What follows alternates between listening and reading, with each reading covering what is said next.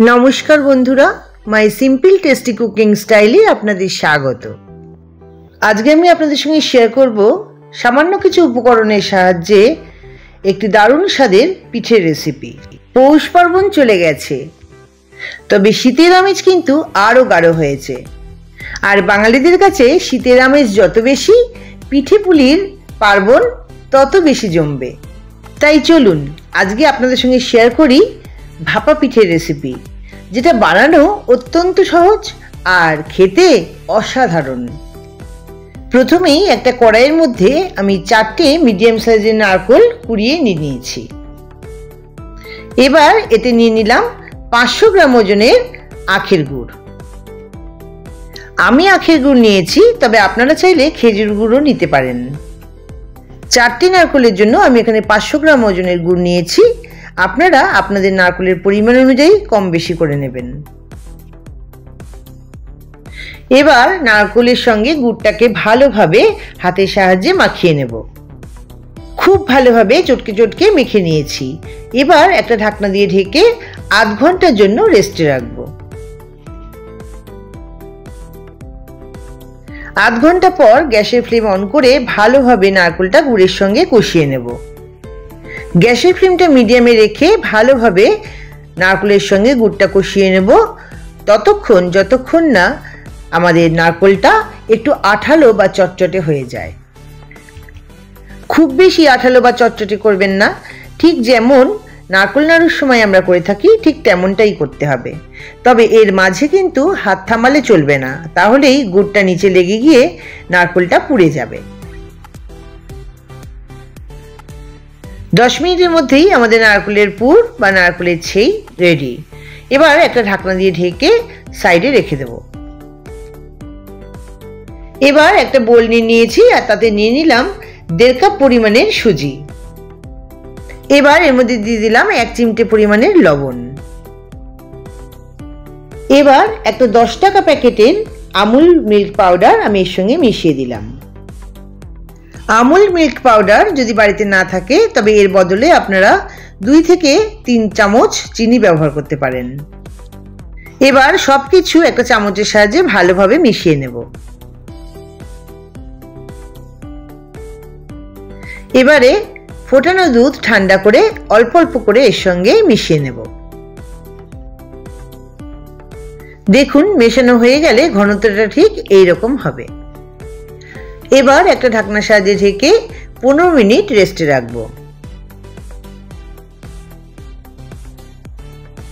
15 minute পর দেখুন সুজিটা যতটা ফোলার ফুলে উঠেছে আর তার ফলে এখন ঘনত্বটা ঠিক এই রকম দাঁড়িয়েছে। এবার আমি কিছু কাগজের কাপ নিয়ে নিয়েছি। প্রতিটি কাগজের কাপের ভেতরটা আমি ঘি ব্রাশ করে নিয়েছি। এবার প্রত্যেকটা কাপে একটা চামচের সাহায্যে ব্যাটারটা আমি ঢেলে দেব। 3/4 ঢালবো, 1/4 ফাঁকা রাখবো। ঠিক এইভাবে আঙ্গুলে ঘি লাগিয়ে আমি পুরোটাকে ঘি মাখিয়ে নিয়েছি। এবার আগের মতোই 3/4 অংশ আমি ব্যাটারটা ঢেলে দেব। এবার ব্যাটার ভরা কাপগুলোকে আমি একটা ডিপ মেটাল বোলের মধ্যে নিয়ে নিয়েছি আর একটু ট্যাপ করে নিয়েছি যাতে ভেতরের বাষ্পটা বেরিয়ে যায়। এবার আগে থেকে তৈরি করা নারকেলের পুর থেকে খানিকটা নারকেল পুর নিয়ে আমি একটা চমচমের আকার দিয়েছি এবং সেটা ঠিক ব্যাটারের মাঝ বরাবর বসিয়ে দিলাম।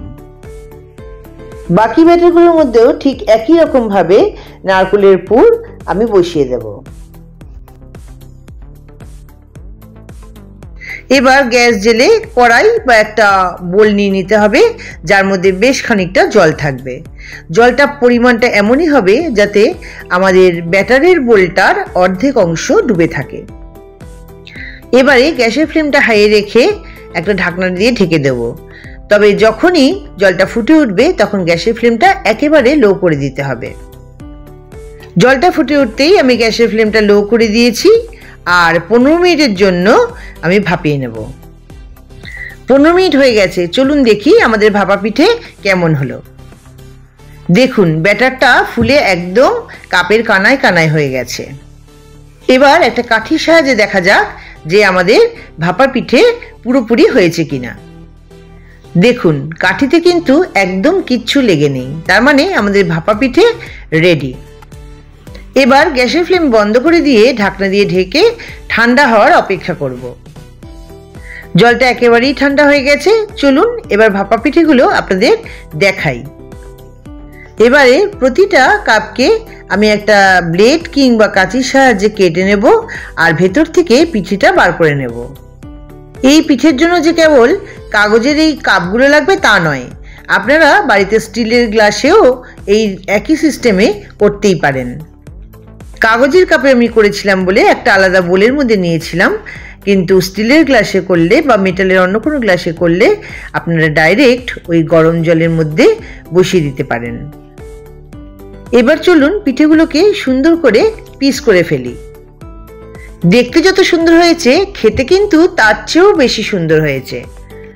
দেখলেন তো কত সামান্য উপকরণের সাহায্যে আমি কত সহজেই তৈরি করে ফেললাম এত সুন্দর একটা ভাপা পিঠে।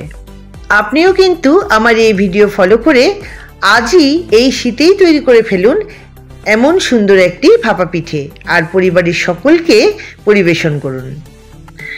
রেসিপিটি ভালো লাগলে অবশ্যই ভিডিওটিতে একটি লাইক দিতে ভুলবেন না, শেয়ার করে দেবেন ফ্রেন্ড এবং ফ্যামিলির মধ্যে যাতে সকলেই এই রেসিপিটা উপভোগ করতে পারেন। আমার চ্যানেলের ভিডিওগুলো দেখবার অনুরোধ রইল যাতে আপনার পছন্দসই রেসিপিগুলো আপনি খুঁজে পেতে পারেন আমার চ্যানেলের মাধ্যমে। আর আমার চ্যানেলের নতুন বন্ধু যারা এখনও আমার চ্যানেলটিকে সাবস্ক্রাইব করেননি, আমার চ্যানেলটিকে সাবস্ক্রাইব করে দিন আর পাশে থাকা বেল আইকনটা প্রেস করে দিন যাতে আমার চ্যানেলের নিত্য নতুন রেসিপির আপডেট সবার আগে আপনার কাছে পৌঁছে যায়। ভালো থাকবেন, সুস্থ থাকবেন। আবার আমি হাজির হয়ে যাব এইরকমই নিত্য নতুন কোনো রেসিপির সাথে। নমস্কার।